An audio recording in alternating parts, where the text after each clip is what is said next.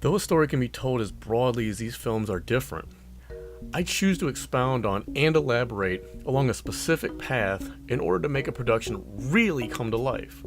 In doing so, I have the ability to manipulate a range of things during the process of scriptwriting. For instance, taking a vibrant setting that represents happiness and altering the mood with proper purposeful lighting into something a bit darker or potentially more sinister feeling. An example of the mentality and inspiration I exhume for myself when writing are found in images like these, only mentally, which now carries over into the film process. In addition, I carefully watch how people move about in public and how they interact with one another, almost like a live-action comic strip without the dialogue. At which point, I take photographs and create storyboards for potential ideas that I may be working on. The best part is being able to turn every idea into whatever you want it to be. That being something I've loved ever since childhood. From a young age, I've always been comfortable around a camera. That was especially true when it came to being in front of or in charge of the camera. I felt like I could do anything I wanted, which was true. It was more of a thrill, really, thinking about who or how I could entertain in any way possible.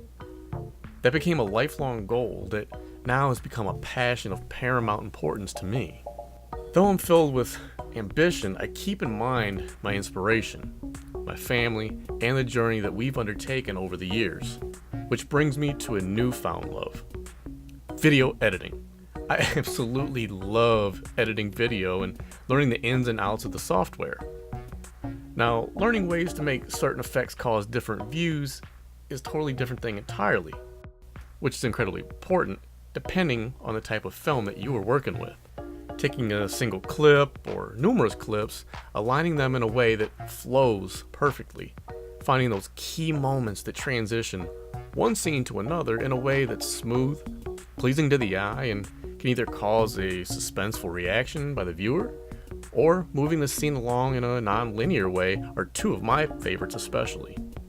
Once the edits of an area are finished, along with the pre-visualization plan being implemented, we can start adding and adjusting the audio and those other elements accordingly to the project at hand. I want to be able to capture specific moments in time and use those moments to expose raw emotion and mold it into an aesthetically pleasing piece of footage to as many different demographics as possible, at one time even if possible.